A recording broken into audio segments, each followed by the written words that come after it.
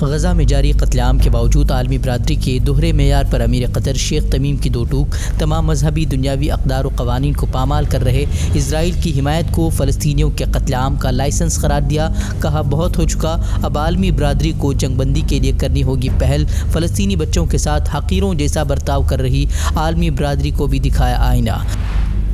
غزہ میں کھلے عام اسرائیل کا خونی کھیل جاری. گزشتہ 24 گھنٹوں میں 700 سے زائد فلسطینی جاں بحق. بمباری میں پورے کے پورے خاندان تباہ. جنازے کی تیاری کرنے والا تک کوئی نہیں. ہر طرف تباہی کے مناظر. ملبے میں 1,500 سے زائد افراد کے دبے ہونے کا لگایا جا رہا ہے اندازہ. اب حماس کے خلاف جنگ کے نام پر عالمی افواج کو غزہ پر مسلط کرنے کی تیاری میں فرانسیسی صدر نے آئسس کے خلاف لڑنے والے اتحاد کو حماس کے خلاف متحد ہونے کی پیش کی تجویز. غزہ کے معصوموں کے قتل عام پر سبھی کی آنکھیں بند. فلسطینیوں کو اشتعال دلانے کے لیے اسرائیل کی ایک اور شرمناک حرکت. اب مسلمانوں کے لیے بند کر دیے مسجد اقصی کے دروازے. یہودیوں کو مسجد احاطے میں داخل ہو کر یہودی رسم و رواج کی ادائیگی کی دی اجازت. مقدس مقام کی بے حرمتی سے فلسطینیوں میں مزید ناراضگی. یرغمالوں کی رہائی کے نام پر اب غزہ کے عوام کو حماس مخالف بنانے کا اسرائیلی منصوبہ. غزہ کے باشندوں کو اب حفاظتی ضمانتوں کے بدلے حماس کے زیر حراست قیدیوں کی معلومات دینے کا اسرائیلی فوج نے دیا آفر.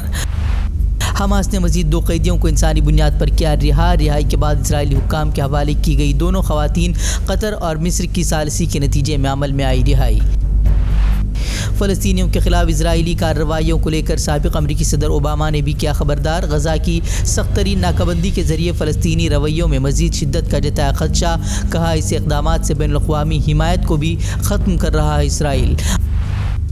غزہ میں اسپتالوں کی صورتحال سنگین. شمال غزہ کے ایک اسپتال میں بجلی سپلائی بند ہونے سے اندھیرے میں علاج کو مجبور ڈاکٹرز. فلیش لائٹ کے ذریعے کیا جا رہا ہے مریضوں کا علاج. فضائی حملوں کے بعد سے 46 ہیلتھ کیئر سینٹر، 12 اسپتال ہو چکے ہیں بند. کچھ ہی گھنٹوں میں مزید کئی اسپتال بند ہونے کے کگار پر.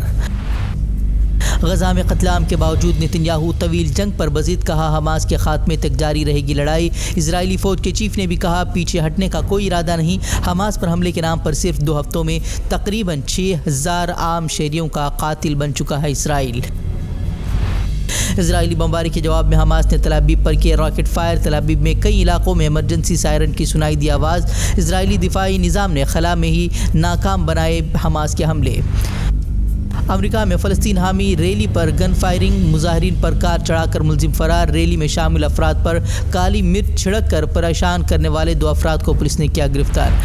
لبنان اسرائیل سرحد پر جھڑپوں کا سلسلہ جاری. حزب اللہ نے ایک بار پھر اسرائیل کی طرف داغے راکٹ. اسرائیلی فوج نے حزب اللہ کے کارکن کو مار گرانے کا کیا دعویٰ. اسرائیلی مظالم کے خلاف اسد الدین اویسی نے بلایا احتجاجی اجلاس. علماء اکرام و مشائخین کے علاوہ ریاستی وزیر داخلہ نے بھی کی شرکت. وزیر اعظم سے اسرائیلی جارحیت کی مذمت کرنے کی بھی کی اپیل.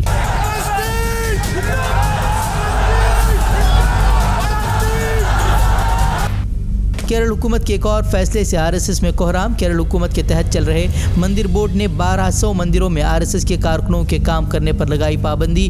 گزشتہ دنوں کیرل ہائی کورٹ نے ایک مندر احاطے میں اسلحہ لے کر پروگرام منعقد کرنے والے RSS کارکنوں کو مندر سے دور رہنے کا دیا تھا حکم. اب بورڈ نے اپنے ماتحت سبھی مندروں میں بین کر دیا RSS کی انٹری.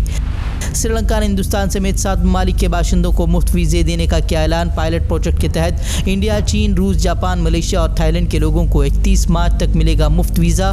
فیصلے کا سیاحت کے شعبے میں مثبت اثر کی سری لنکا کو امید.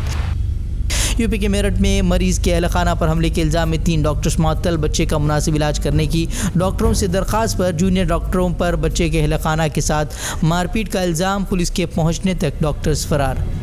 مدھیہ پردیش میں ٹکٹوں کی تقسیم کے بعد BJP لیڈروں میں ناراضگی اور مایوسی. ٹکٹ نہ ملنے پر پھوٹ کر رو پڑے BJP رکن اسمبلی راجیش پرجاپتی. پیسے لے کر امیدوار کھڑا کرنے کا اپنی ہی پارٹی پر لگایا الزام. جب ایک ودھائک پارٹی کا ودھائک ہوتے ہوئے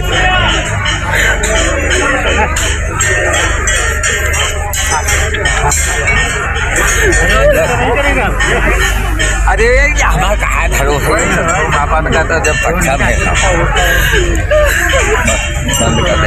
ایسے میں 2024 انتخابات سے قبل موہن بھاگوت نے اشاروں میں اپوزیشن جماعتوں کو بنایا نشانہ، ملک کی شبیہ کو بگاڑنے اور سماج کو تقسیم کرنے کا لگایا الزام۔ منی پور تشدد روک پانے میں مودی حکومت کی ناکامی پر پردہ ڈالنے کے لیے اب تشدد کو بتایا سازش۔ کہا 2024 انتخابات سے پہلے جذبات بھڑکا کر ووٹ مانگنے والوں سے ہوشیار رہنے کی ضرورت۔